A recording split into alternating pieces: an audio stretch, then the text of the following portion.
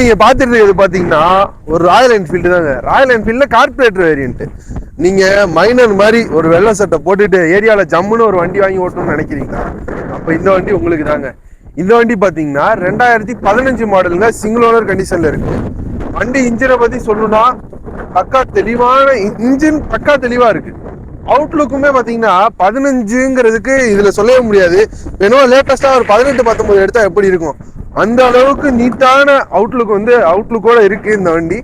இந்த வண்டி பாத்தீங்கன்னா ஒரு கஸ்டமரோட பார்க் அண்ட் சேல் வண்டிங்க.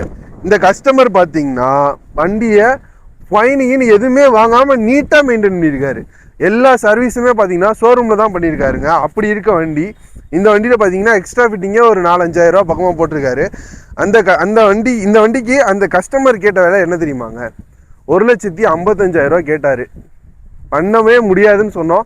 அவர் என்ன சொன்னாருன்னா, அண்ணே நிறைய பேஜ்ல பாத்தீங்கன்னா இந்த வண்டிங்கெல்லாம் கிட்டத்தட்ட 150 வரைக்குமே சேல் பண்றாங்க, நீங்க ஏன் சேல் பண்ற மாட்டீங்க, சேல் பண்ணி தர மாட்டீங்க அப்படின்னு கேட்டாரு. வாய்ப்பு இல்லைன்னா நம்ம இன்ஸ்டாகிராம் ஃபாலோவருக்கு அவ்வளோ பண்ண முடியாது, உங்களுக்கு ஐடியா இருந்துச்சுன்னா விட்டு போங்கன்னு சொல்லியாச்சு. அவருமே சரி ஓகே நீங்க என்னதான் இந்த வண்டிக்கு ரேட் சொல்றீங்க அப்படின்னு சொல்லி கேட்டாரு. நம்ம சொன்ன விலை என்ன தெரியுமாங்க? என்னோட இன்ஸ்டாகிராம் ஃபாலோவரா இருந்தா மட்டும் இந்த வண்டிக்கு சொல்ற விலை வெறுமனே 1,40,000 ரூபா. 1,40,000 ரூபாயிலேருந்து. ஆனால் 100 ரூபா குறையும் 200 ரூபா குறையினாலும் குறைக்கவே முடியாதுங்க. இந்த வண்டி 1,55,000 ரூபா வரைக்கும் சேல் பண்ணுறாங்க. ஆனால் என்னோட இன்ஸ்டாகிராம் ஃபாலோவராக இருந்தீங்கன்னா கண்டிப்பாக இந்த வண்டிக்கு பார்த்தீங்கன்னா 1,40,000 ரூபா தாங்க வேலை. வேறு எதுவும் உங்களுக்கு டீட்டெயில் வேணும்னா கால் பண்ணுங்க.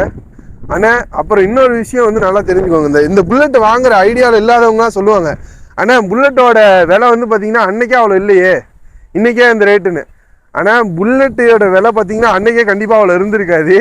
அது தங்க வைக்கிறது இல்லை, அதை விட பெஸ்ட்டாக புல்லட் இன்னைக்கு போயிட்டு இருக்கு. புல்லட் வாங்க அலைஞ்சிக்கிட்டு இருக்கவங்களுக்கு தான் கண்டிப்பாக அதை பற்றி தெரியும். வேறு ஏதாவது டீட்டெயில் வேணும்னா கால் பண்ணுங்கள். நம்ம லொக்கேஷன் தொட்டியாங்க.